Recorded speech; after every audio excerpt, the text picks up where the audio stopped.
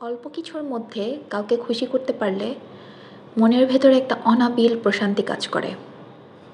যখন একটা মানুষকে আপনি অল্প কোনো একটা কিছু দিয়ে বা কোনো একটা কিছু বলে তাকে আপনি অনেক বেশি আনন্দিত করতে পারবেন, খুশি রাখতে পারবেন, তখন মনে হবে যে আপনার ভেতরে একটা অন্যরকম একটা সুখ কাজ করছে যে আপনি কাউকে হ্যাপি করতে পারলেন। আসসালামু আলাইকুম এভরিওয়ান, সবাই কেমন আছেন? হোপফুলি সবাই খুব ভালো আছেন। আমি আলহামদুলিল্লাহ অনেক ভালো আছি। আবারও চলে আসলাম ছোট্ট একটা ব্লগ নিয়ে। এই ভিডিওগুলো আমি অনেক আগেই করে রেখেছিলাম, বাট ভিডিওগুলো আসলে ওইভাবে এডিট করা হয়নি। সো ঐশীর বার্থডে ছিল 16ই এপ্রিল।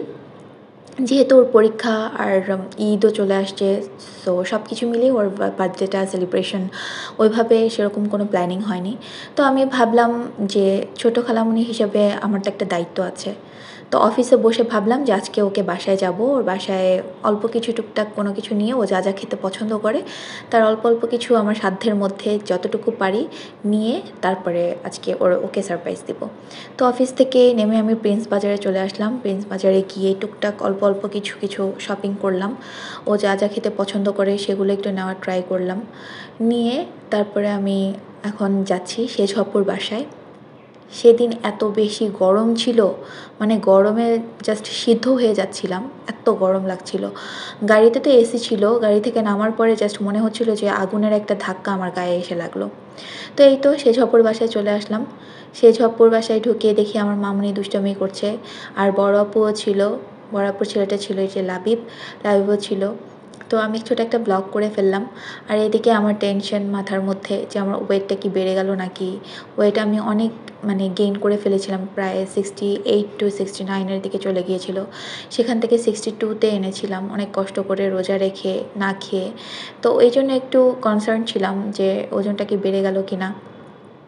তো আমার দেখাদেখি আরশি, পৌশি ওরা সবাই একটু ওয়েট মাপতেছিল, আর আমি দাঁড়িয়ে দাঁড়িয়ে দেখতেছিলাম যে ওয়েট আমার ঠিক মতো মাপলি কি না। তুই মনে হয় ভুল মেপেছিস, কারণ তখন আমার 1 কেজি কম আরও দেখাচ্ছিল। আমি বাইরে ওয়েট মেপে এসেছিলাম, সেখান থেকে 1 কেজি কম দেখাচ্ছিল, প্রায় 7 কিলোগ্রামস ওয়েট লুজ করেছিলাম।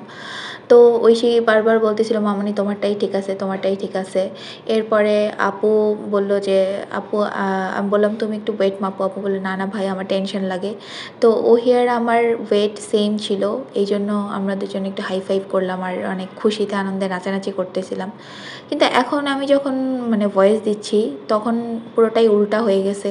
কজ ওহি এখন ওয়েট ও যা ছিল তাই আছে, বাট আমি আবার গেইন করে ফেলেছি 2 কেজি 3 কেজির মতো। তো আমার মামুনিও বলছিল মামুনি আমিও ওয়েট গেইন করেছি। আমি বলছি হ্যাঁ তোমার এই স্বাস্থ্যে তুমি আবার ওয়েট গেইন করেছো। এই যে সেজ আপু এবার সন্ধ্যার নাস্তা রেডি করতেছিলাম। আমি বলছি আপু তুমি এত কিছু কেন করতেছিলা, তোমার তো এত কিছু করার কোনো প্রয়োজন ছিল না। আর এখানে পাকা পেঁপে, নুডলস আর ওই যে কলা, এই কলাগুলো হচ্ছে সেজ আপুর শ্বশুরবাড়ির গ্রাম থেকে নিয়ে এসেছিলো। সেজ আপুর শ্বশুরবাড়ির আর কি ভাইয়াদের নিজেদের গাছের কলা, এত মিষ্টি, এত মজা খেতে। আপু প্রায় এক গাছ না কি যেন এটাকে বলে, এতগুলো কলা নিয়ে এসেছিলো। তো আমি কলা খেয়ে বলছিলাম আপু আমার কলাগুলো অনেক পছন্দ হয়েছে, অনেক মজা। তো এরপরে আপু আমাকে অনেকগুলো বাসায় নিয়ে যাওয়ার জন্য দিয়ে দিয়েছিল।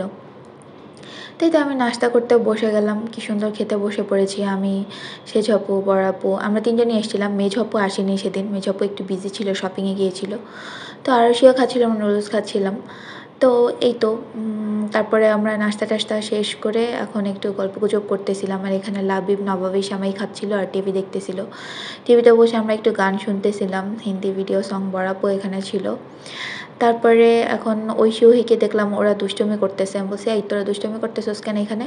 বলছে মামনি আমার নাচতে মন যাচ্ছে। আমি বলছি এত নাচানাচির কিছু নাই, তোর বার্থডে দেখে এখন পড়াশোনা বাদ দিয়ে এসে নাচানাচি করা যাবে না।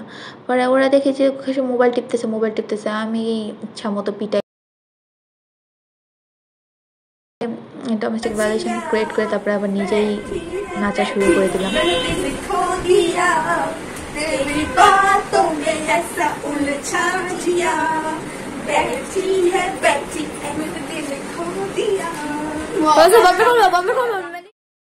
হায় রে নাচ, কি আর বলবো। তারপরে ঐশীকে বললাম আমার হাতে একটু মেহেদি দিয়ে দে, ডান হাতে আমি মেহেদি একা দিতে পারি না। তো আপুকে বললাম আপু আমার জন্য একটু মুড়ি মাখায় নিয়ে আসো। তারপরে মুড়ি মাখা খেলাম আর মেহেদি দিলাম। এই তো শেষ, এখন আমরা বাসায় চলে যাচ্ছি। ছোট্ট একটা ব্লগ ছিল, খুব বেশি কিছু করতে পারিনি। তো ঐশীকে কতটুকু হ্যাপি করতে পেরেছি আমি জানি না। তারপর আমি আমার যতটুকু সাধ্য ছিল ততটুকুই আমি চেষ্টা করেছি। সো এই তো আমি বড় আপু আমরা সবাই বেরোয় যাচ্ছি। এখন বড় আপু বড় আপুর বাসায় চলে যাবে, আমি আমার বাসায় চলে যাব। আর বড় আপু ভিডিও করতে চায় না একদমই, বলতেছে আমার চেহারা ভালো না, সাজুগুজু করা নাই, তুই কেন ভিডিও করতেছিস? আরে ব্যাপার না, ব্লগ তো ব্লগে ব্লগে হচ্ছে সবসময় তো আর মেকআপ করে থাকা যায় না, যখন যেইভাবে যে যেরকম থাকে সেরকমই আর কি ভিডিও করতে হয়। তো নিচে গিয়ে দেখি ভাইয়াও চলে আসছে, কোথায় যেন গিয়েছিল। তো ভাইয়া বলতেছে থাকোস কেন, যা সরি যাস কেন, থেকে যা। আমি বলছি আরেকদিন আসবো, এটা বলে আমি চলে যাচ্ছিলাম।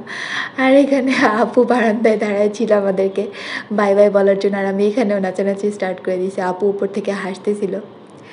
তো এই তো এটাই ছিল আজকের ব্লগ। আজকের ব্লগ না, এটা অনেক দিন আগের, ঈদের আগের ব্লগ ছিল। আমি এখন এডিট করলাম, এডিট এখন করছি, ভয়েস এখন দিচ্ছি, জানি না এটা আবার পোস্ট কবে করব, যেদিন পোস্ট করব সেদিনই তোমরা দেখতে পারবে। সো আজকের ভিডিওটা কেমন লাগলো অবশ্যই জানাবে, আর অবশ্যই একটা লাইক কমেন্ট অ্যান্ড শেয়ার করবে, আমার ভিডিওটা শেয়ার করবে। সো আজকে এ পর্যন্তই, আল্লাহ হাফেজ।